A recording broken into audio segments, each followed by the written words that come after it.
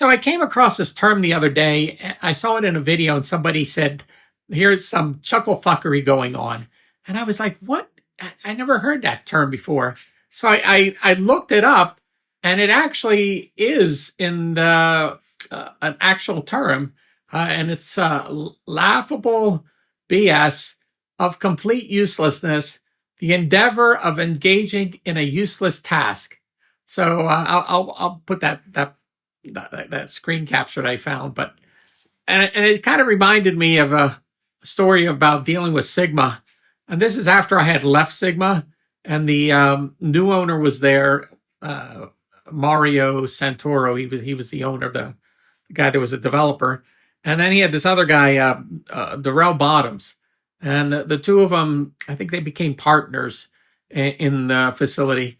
And they got in touch with me, and they wanted to buy a bunch of gear. And I just always had a soft spot for Sigma. I always wanted it to succeed. And I promised that to Joe Tarsia, that anything I can do to perpetuate the name in a positive light, I would do. So they were interested. I think they were going to do a school there, and they wanted to buy a bunch of gear to redo everything. And I said, I will help any way I can. I said, but I got to say right from the get-go, you guys have to prepay me for this because it's going to be a lot of money. I'm going to do it for next to nothing because it's a favor to you guys, because I want to see this thing succeed. And they said, absolutely, we're going to do that. And really, the two of them, Mario, he's a nice guy, but he doesn't really know the music industry. And Darrell's a little slippery. So that's why I told them right from the beginning, you got to prepay me. And they said, we're going to do that. So for months, they were putting a list together, and they kept on calling me, and they said, add this, add that, put the pricing in. So I kept on updating the spreadsheet. And I think when we were all said and done, it was maybe $200,000 or $250,000 or so. And they said, okay, we're ready. And this is where that term chuckle fuckery comes in, because I start thinking about it. I did all this work, and I said, prepay me ahead of time.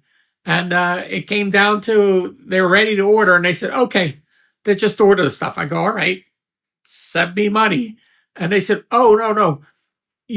Why don't you order everything COD, and when it gets here, we'll write them a check. And I go, no, I can't do that.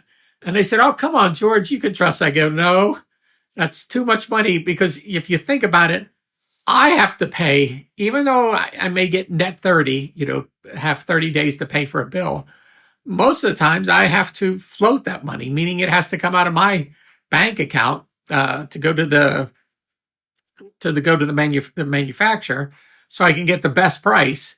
And if for any reason they decided they don't want the stuff anymore, I'm stuck with all of it. And to that kind of money, $250,000, I just wasn't prepared to float that kind of money. So I told them no. And I said, this is the only way you can do it. And finally they said, oh, we're not going to order anything. And that's why that term came up. And I said, that was total.